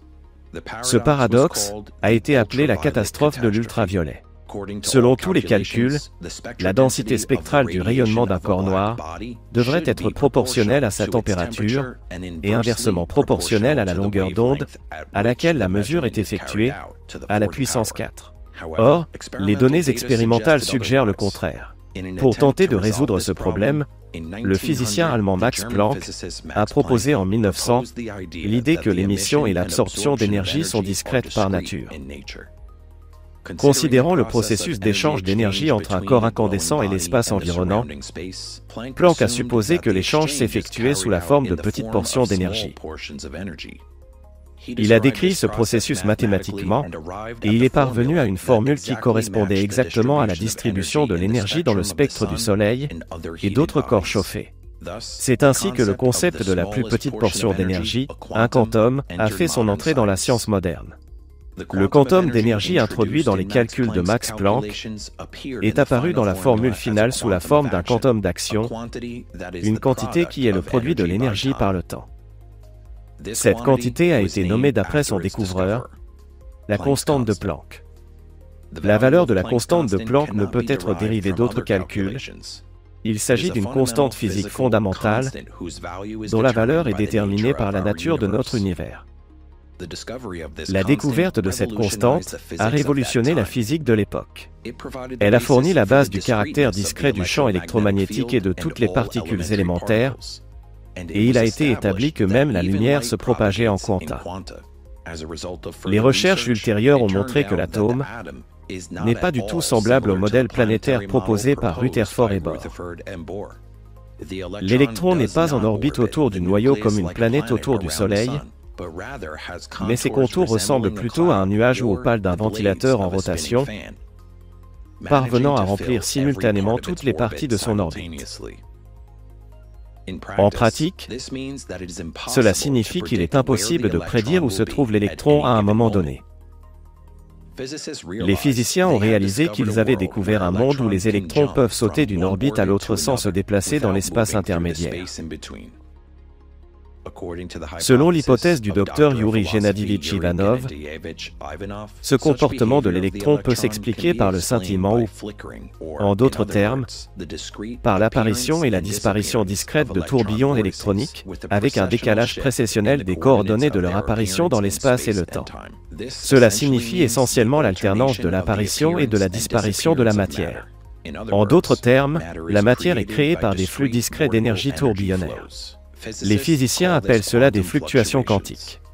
Une fluctuation quantique est un état du vide physique qui s'apparente à un bouillon en ébullition dans lequel des particules virtuelles apparaissent et disparaissent en permanence. L'observation pratique de la réalité de l'émergence des particules virtuelles se manifeste, par exemple, dans le déplacement de Lambé. Comme on le voit, la science physique a compris le caractère discret de l'énergie il y a plus de 100 ans. Mais une question demeure. Où se trouve l'électron lorsqu'il passe d'un état à un autre? Nous pourrions l'observer si nous pouvions allumer une caméra à grande vitesse et enregistrer la transition de l'électron d'une orbitale énergétique à une autre.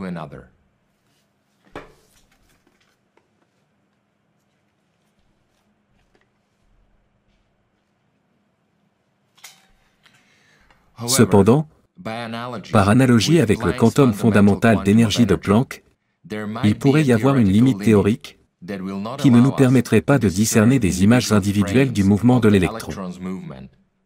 Cet intervalle discret est peut-être le plus petit temps possible dans l'univers. Que sait la science aujourd'hui sur ce quantum de temps? Dans le monde matériel, lorsque nous disons qu'un corps se déplace, nous voulons dire qu'il change de position dans l'espace pendant un certain temps. C'est ce que nous dit le sens commun. Mais qu'est-ce que le temps? C'est l'une des questions les plus difficiles que l'on puisse se poser en physique. Nous savons mesurer le temps, mais nous comprenons encore mal ce que nous mesurons exactement. Dans le système international d'unités, le SI, les valeurs de toutes les unités standards sont définies avec précision et ne nécessitent pas d'expérimentation. Seule l'unité de mesure du temps, la seconde, est encore déterminée par l'expérience. Aujourd'hui, une seconde est le temps équivalent à 9 192 631 770 périodes de rayonnement, correspondant à la transition entre deux niveaux hyper fins de l'état fondamental d'un atome de césium-133. Chacun peut constater que le temps subjectif est hétérogène et peut aller plus ou moins vite.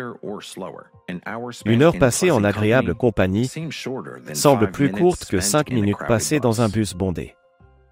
Ce temps subjectif n'est pas mesurable.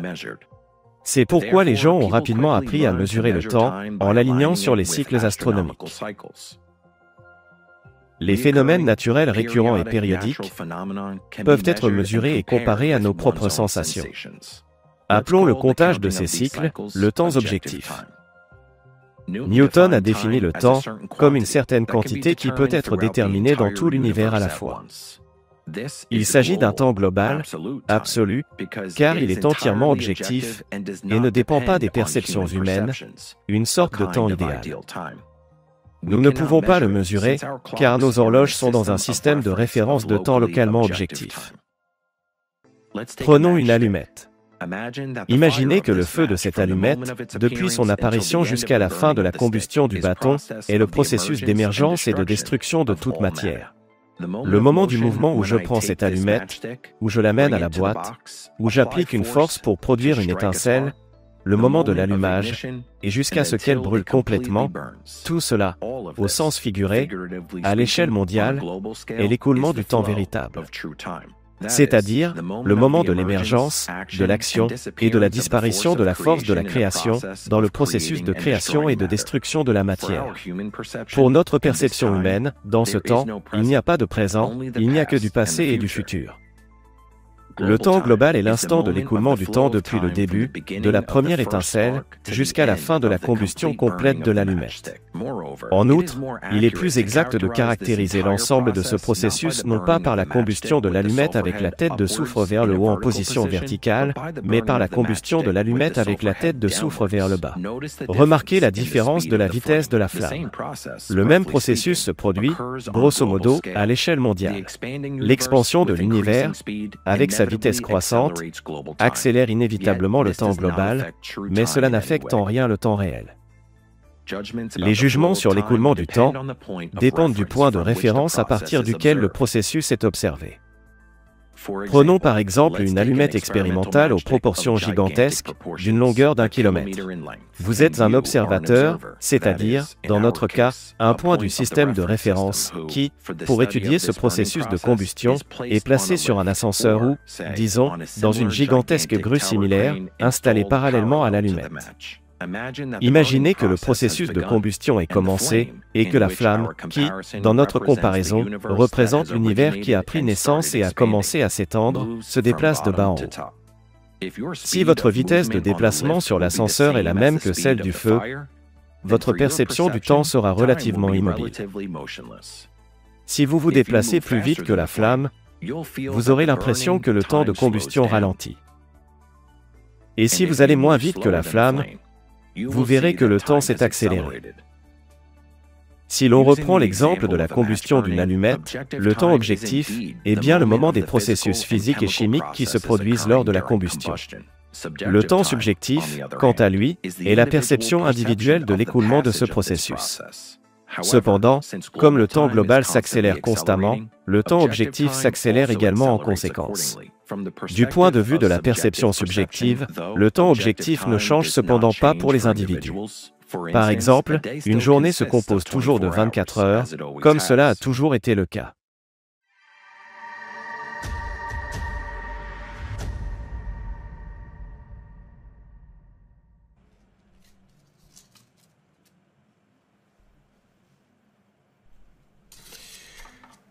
L'existence de la flèche du temps signifie que chaque instant est unique. Comme nous l'avons découvert, il s'agit d'une séquence d'états statiques instantanés, les dharmas, qui diffèrent les uns des autres. Les différences entre les états adjacents sont déterminées par des processus d'information. Mais comment est-il possible de se déplacer sans perdre de temps? Ou bien, l'univers peut-il contenir deux moments identiques dans le temps? Nikolai Kozyrev a été l'un des premiers à attirer l'attention sur le fait que, dans la vie réelle, l'égalité des corps en interaction et la réversibilité des processus en cours n'existent généralement pas. Dans la réalité, les processus sont presque toujours irréversibles et les corps en interaction peuvent objectivement être classés comme cause ou effet. En outre, l'effet se produit toujours plus tard que la cause. À cet égard, le temps est fondamentalement différent de l'espace. Mais la cause et l'effet peuvent-ils s'intervertir? Il s'avère que oui, dans les cas où le postulat selon lequel la vitesse de la lumière est la vitesse maximale possible est violé. Paradoxalement, il s'est avéré que de telles vitesses existent.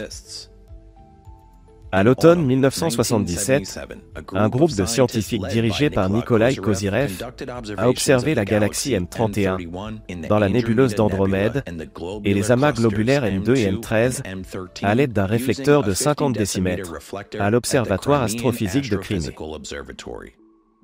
Les observations ont consisté à mesurer la position de zones du ciel à l'aide d'un guide micrométrique, ce qui a entraîné des changements dans la conductivité électrique d'une résistance située à proximité de ces objets. Il s'est avéré que ces changements proviennent de 3 points du ciel. 1. La position actuelle de l'objet.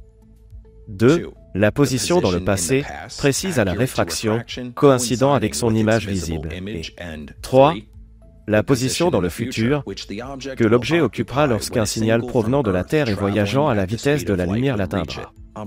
Les observations ont montré que les galvanomètres enregistraient bien ces 3 points. Cela signifie que le transfert instantané d'informations s'effectue à travers les propriétés physiques du temps. Le temps ne s'étend pas à travers l'univers, mais apparaît partout à la fois. L'univers entier est projeté sur l'axe du temps comme un seul point.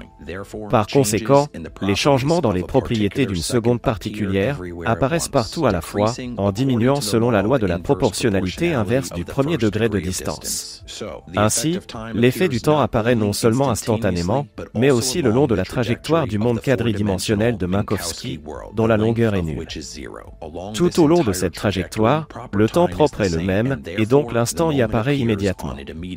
Pour un observateur, cependant, il se propagera à la vitesse de la lumière.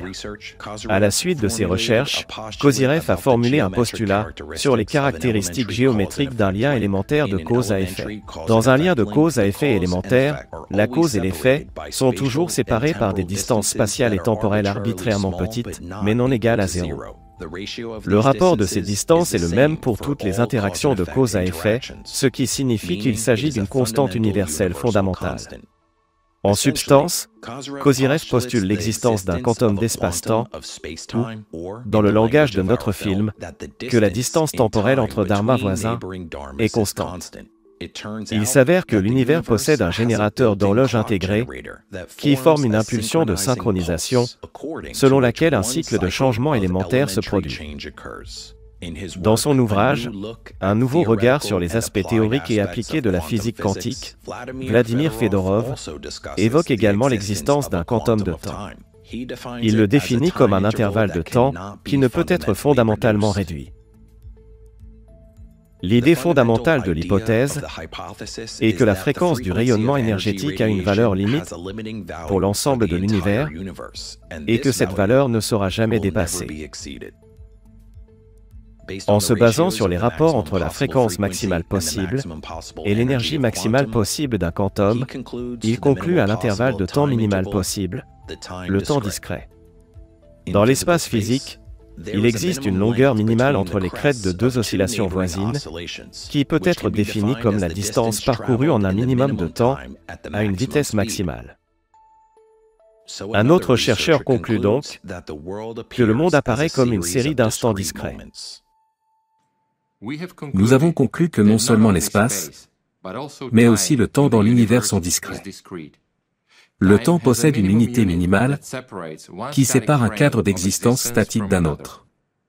Une question logique se pose. Que se passe-t-il dans l'intervalle entre les cadres d'existence et entre les discrets de l'espace? Il est évident que si un tel intervalle d'espace existe, il ne peut être matériel. Par conséquent, pour un observateur matériel, ces unités d'espace discrètes sont fusionnées en un seul ensemble.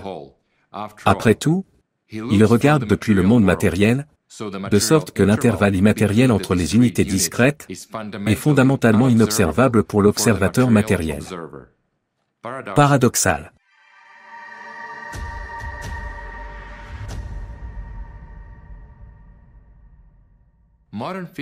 La physique moderne connaît la limite de Gresenz-Zatsepin-Kuzmin, qui impose une restriction fondamentale à l'énergie des protons, voyageant depuis d'autres galaxies à travers l'espace intergalactique et atteignant les observateurs terrestres.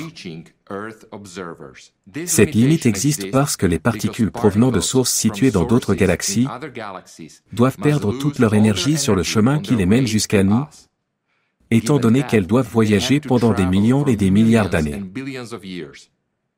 Imaginons, par exemple, une particule provenant de la galaxie GNZ11. GNZ11 est actuellement la galaxie la plus lointaine connue de l'humanité.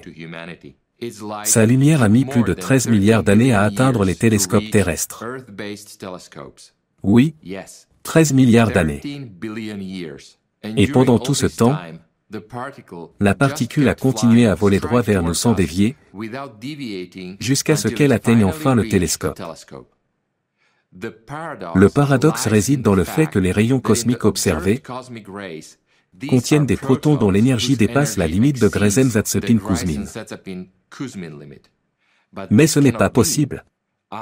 Après tout, pendant tous ces milliards d'années où la particule vole jusqu'à nous, depuis GNZ11, elle interagit constamment avec le rayonnement de fond cosmique qui s'est formé au moment de la création de l'univers et qui est constamment présent en tout point. Elle devrait perdre son énergie lors de l'interaction. Mais nous les observons. Comment cela est-il possible? Une hypothèse surgit, séduisante par sa simplicité. Peut-être la particule ne vole-t-elle pas vers nous pendant des milliards d'années, mais apparaît-elle au bon endroit, exactement au moment où elle commence à être observée. Si cette hypothèse est correcte, alors tout ce que nous voyons autour de nous, comme on le dit aujourd'hui, n'est qu'une banale escroquerie. Comme Papa Carlo l'a expliqué à Buratino, le foyer est dessiné sur une vieille toile. Lorsque nous commençons à observer une étoile lointaine, cela signifie que sa lumière nous est déjà parvenue sous forme de photons. Mais comment un photon sait-il qu'il est temps pour lui de se manifester? Telle est la question. La réponse réside dans la nature holographique de notre univers. Les hologrammes affichent des objets dans un espace tridimensionnel. Les spectateurs n'ont pas besoin d'utiliser des lunettes spéciales pour voir l'objet d'en haut, d'en bas ou de tous les côtés.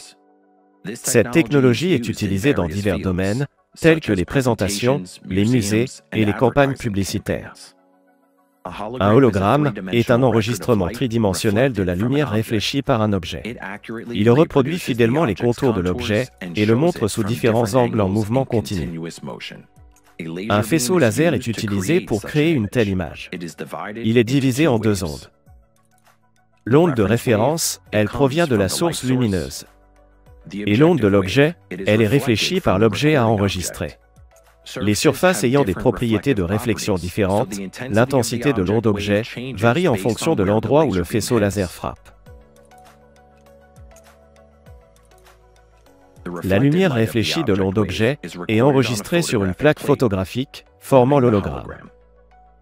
Si nous appliquons le principe de l'holographie à notre monde, il s'avère qu'un certain substrat, cadre ou matrice, est nécessaire à sa formation. Nos yeux peuvent servir de capteurs intégrés pour percevoir cet hologramme, à l'instar des lunettes de réalité virtuelle. La physique moderne s'est rapprochée de l'idée que tout l'espace de notre univers représente un milieu ordonné de haute densité, composé de très petites particules stationnaires. Les connaissances sur ces particules sont dispersées dans les mythes et légendes de nombreuses cultures à travers le monde. Ces particules sont appelées peaux. Les particules de peau stationnaires forment un cadre statique. Au sens figuré, ce cadre peut être imaginé comme un réseau cristallin plat qui remplit tout l'univers. Cette structure immatérielle est le cadre de la matrice universelle. Dans notre compréhension, elle ressemblerait à un objet, un peu comme une brique. La hauteur de la face latérale de cette brique est égale à un 72e de la taille de sa base. Une analogie peut être établie entre le cadre de la matrice universelle et un écran d'affichage. Chaque cellule du cadre est comme un pixel sur l'écran. Sur cet écran universel, une image volumétrique de notre réalité est formée en 6 dimensions. En d'autres termes, il s'agit d'une image à 6 dimensions, contrairement à celle sur laquelle nous observons l'action de ce film. Nous existons à l'intérieur de cette matrice d'affichage. L'expansion de l'univers est limitée par la taille de la brique. L'analogie est claire. Une image multidimensionnelle ne peut pas dépasser les limites de l'écran. Bartini est parvenu à cette compréhension et l'a décrite dans son ouvrage « L'univers à 6 dimensions de Bartini ». Comment ces cellules sont-elles organisées?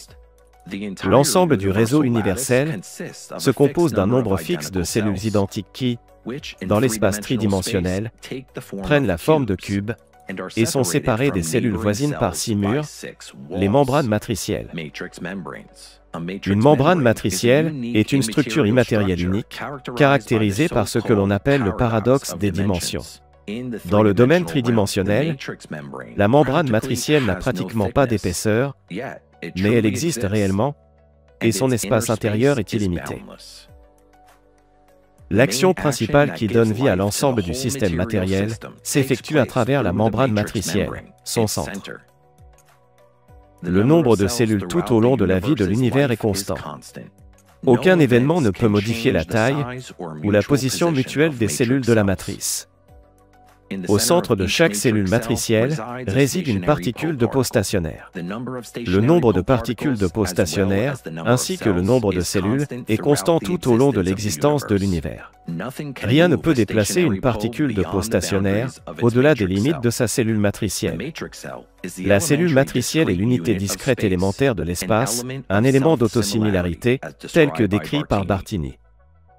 Toute la matière visible ou invisible est constituée de particules de peau fantôme. Contrairement aux particules de peau stationnaires, qui occupent toujours la même position dans le réseau, les particules de peau fantôme ne s'arrêtent jamais. Elles sont en mouvement constant. Contrairement au nombre fixe de particules de peau stationnaires, leur nombre change constamment. L'ensemble de l'univers visible est précisément formé de ces particules de peau fantôme. La particule de peau fantôme possède une propriété importante. Elle peut pénétrer la membrane de la matrice et participer au processus d'échange d'énergie et d'informations. En raison de cette propriété des particules de peau fantôme, toute la matière a un caractère discret dans son mouvement.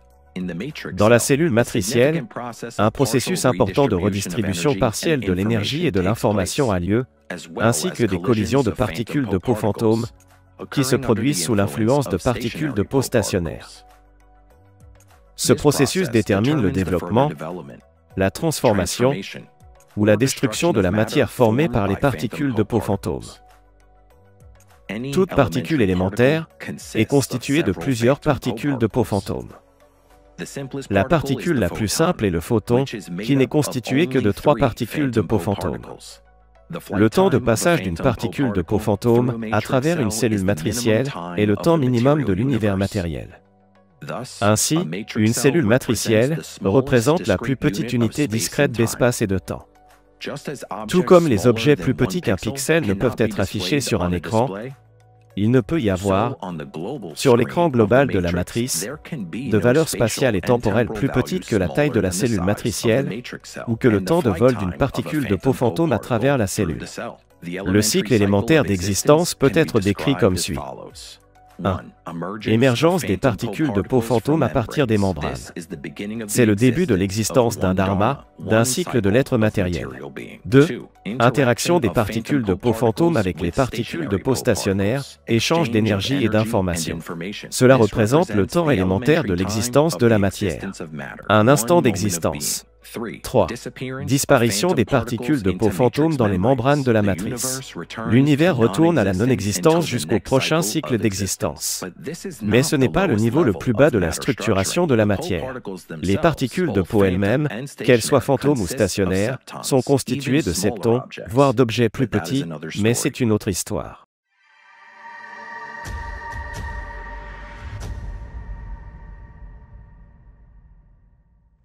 Comme vous le comprenez, nous sommes sur le point de répondre à la question principale de notre film. Vous savez maintenant que la membrane matricielle est la clé du processus de téléportation. Comme les particules élémentaires qui traversent la membrane disparaissent de l'écran de la matrice globale, les macro-objets composés de particules élémentaires disparaissent également à chaque instant dans la membrane matricielle.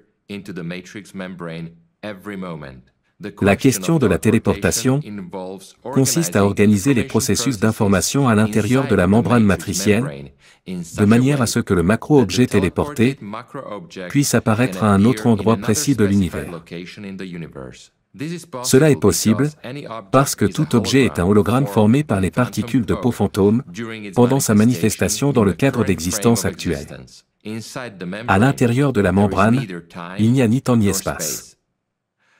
Malheureusement, des effets tels qu'une véritable téléportation sont fondamentalement impossibles pour la physique moderne.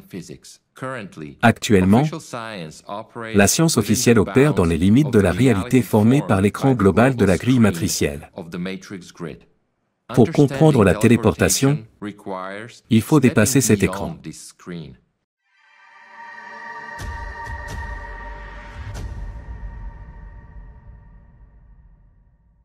Les connaissances de la physique du futur offrent des perspectives fondamentalement nouvelles pour répondre à des questions telles que « Comment voler ?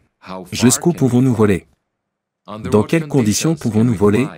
Et comment pouvons-nous créer une gravité artificielle proche des conditions terrestres à bord d'un vaisseau spatial ? Comment vivre de manière autonome dans l'espace ? Ou encore, comment protéger un vaisseau spatial des radiations cosmiques ? Les connaissances de la physique du futur permettent également de comprendre la nature de l'univers lui-même, qui sert de laboratoire naturel pour les particules élémentaires et mène des expériences dans des conditions impossibles sur Terre. Aujourd'hui, ces connaissances sont activement explorées par les scientifiques avancés de notre planète. Ainsi, la téléportation et le voyage dans le temps ne sont plus des théories. Ceux d'entre vous qui ont regardé jusqu'ici attendent probablement avec impatience la révélation du principe fondamental de la téléportation. Comme vous le savez maintenant, tous les objets de notre monde, y compris nous-mêmes, disparaissent et réapparaissent constamment. En d'autres termes, ils se téléportent. Dans ce monde, tout disparaît constamment dans la membrane matricielle et réapparaît sur l'écran de la matrice globale. Cette téléportation naturelle est contrôlée par l'énergie et l'information des processus en cours. La question est de savoir comment nous pouvons modifier le cours naturel de ce clignotement et apprendre à le contrôler. L'indice se trouve dans cette vidéo. Dans une cellule, il y a une particule de peau stationnaire. Si deux particules de peau fantôme entrent simultanément dans la cellule, la particule de peau stationnaire peut absorber de l'énergie et des informations en provenance de ces deux particules. Toutefois, si plus de deux particules de peau fantôme entrent simultanément dans la cellule, la particule de peau stationnaire n'absorbera l'énergie et l'information que de ces deux particules de peau fantôme. Toutes les autres passeront sans perdre d'énergie ou d'information. Cela entraîne à son tour un dysfonctionnement de la matrice elle-même. Ce dysfonctionnement résulte de l'excitation du champ propre des particules de peau stationnaire. Au lieu d'absorber de l'énergie, elles commencent à en émettre, créant un champ dense qui entraîne une excitation locale et une libération d'énergie. Ce principe est similaire au fonctionnement des générateurs sans combustible, les GSC.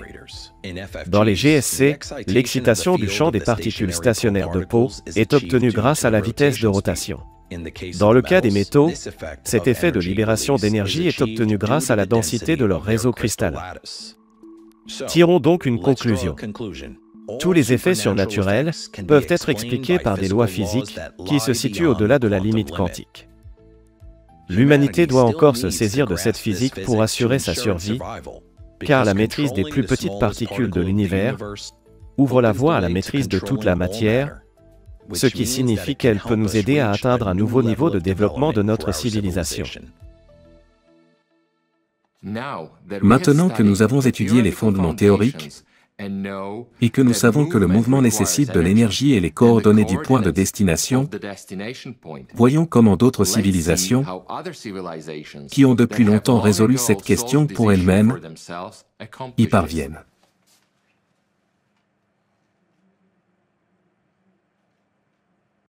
Depuis les débuts de l'aviation, l'électricité statique est un problème majeur. En raison du frottement avec l'air, l'avion acquiert en vol une charge de 200 à 300 microcoulombs, ce qui signifie que son potentiel augmente jusqu'à 200 à 300 kV. Mais au lieu d'utiliser cette énergie, elle est aujourd'hui neutralisée par tous les moyens possibles. Dès 1927, Nikola Tesla a proposé d'utiliser l'électricité statique pour le vol. Dans son article « The World System of Wireless Transmission of Energy », il écrit « L'une des utilisations les plus importantes de l'énergie sans fil sera sans aucun doute la propulsion d'engins volants, auxquels on peut facilement fournir de l'énergie sans connexion au sol, car bien que le flux des courants soit confiné à la Terre, un champ électromagnétique est créé dans l'atmosphère qui l'entoure. Si l'avion transporte des conducteurs ou des circuits correctement positionnés, l'énergie est attirée dans ces circuits de la même manière qu'un fluide passe à travers un trou créé dans un récipient. Aucun carburant ne sera nécessaire, la propulsion étant assurée par des moteurs électriques légers fonctionnant à grande vitesse.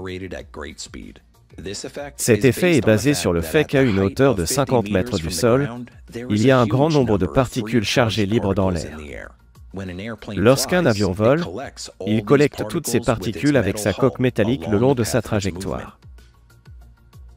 Les matériaux composites multicouches modernes permettront de transformer l'enveloppe extérieure d'un avion ou d'un engin spatial qui traverse des flux de particules chargées à grande vitesse en une source d'énergie stable et de grande puissance.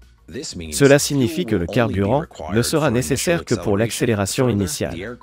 En outre, le fuselage de l'avion, servant d'accumulateur statique, fournira l'énergie nécessaire aux moteurs électriques. Les ovnis pourraient fonctionner sur ce principe, mais au lieu de frotter contre l'air et d'accumuler l'électricité statique de l'atmosphère, ils utilisent des principes plus profonds de frottement contre le cadre de la matrice, forçant la matrice elle-même à fonctionner différemment. Non pas pour absorber de l'énergie, mais au contraire pour en émettre. Après avoir accumulé suffisamment d'énergie pour effectuer un saut, le vaisseau pénètre dans la membrane matricielle. D'un point de vue extérieur, cela se traduit par l'ouverture d'un portail dans lequel le vaisseau pénètre. Par la suite, un autre portail s'ouvre à l'endroit désiré dans l'univers pour que le vaisseau puisse en sortir. Il est intéressant de noter que le vaisseau sort du portail à la même vitesse qu'il y est entré. Le mécanisme de téléportation pourrait ressembler à ceci. Énergétiser l'espace autour du vaisseau pendant l'accélération, accumuler l'énergie des particules, puis ouvrir un portail et sauter à travers l'espace jusqu'à une autre étoile.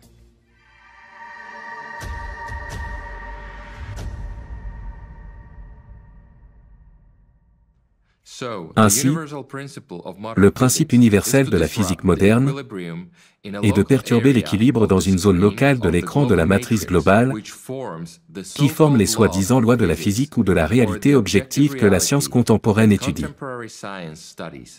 Comme le disent les Anglais, celui qui paie le joueur de flûte donne le ton. Aujourd'hui, la science est principalement financée par des groupes financiers et industriels, ainsi que par l'intermédiaire de leurs lobbyistes, les instances gouvernementales. Naturellement, dans ces conditions, elle est contrainte de servir les intérêts de ceux qui la financent. La tâche de la science des temps nouveaux est de mettre la matrice au service de toute l'humanité, de chacun d'entre nous. D'ailleurs, aujourd'hui, cela devient une nécessité vitale. Sans la nouvelle physique, la communauté humaine sera détruite par les cataclysmes cycliques qui ont déjà commencé. Mais pour que le système fonctionne pour nous, nous devons devenir le peuple uni de la planète Terre. Seule une civilisation unie, sur la voie du développement créateur, peut accéder à cette connaissance. Le premier résultat de l'application de la nouvelle physique sera le contrôle du climat, ce qui nous permettra de survivre au cataclysme. Et au-delà, il n'y aura plus de limites. Nous en parlerons dans les prochains films dans la série « Les technologies de la société créatrice ». Nous y parlerons de l'énergie sans combustible, de la prolongation multiple de la vie de chaque personne au-delà de la limite de l'espèce, des réplicateurs de matière et du système de gestion économique planétaire. Notre film sur la possibilité du voyage interstellaire touche à sa fin. En conclusion, il reste à dire que ce sont précisément les vols interstellaires qui feront de notre civilisation un membre à part entière de la grande famille cosmique des peuples qui ont choisi la voie du développement créateur. Ce moment est très proche. Un courageux Tchétchène est déjà né, qui deviendra le commandant du premier vaisseau interstellaire des Terriens. Son vol sera un signe pour l'univers tout entier. Une autre civilisation s'est libérée des chaînes du format consumériste et s'est engagée sur la voie de l'amour, de la paix et de la création.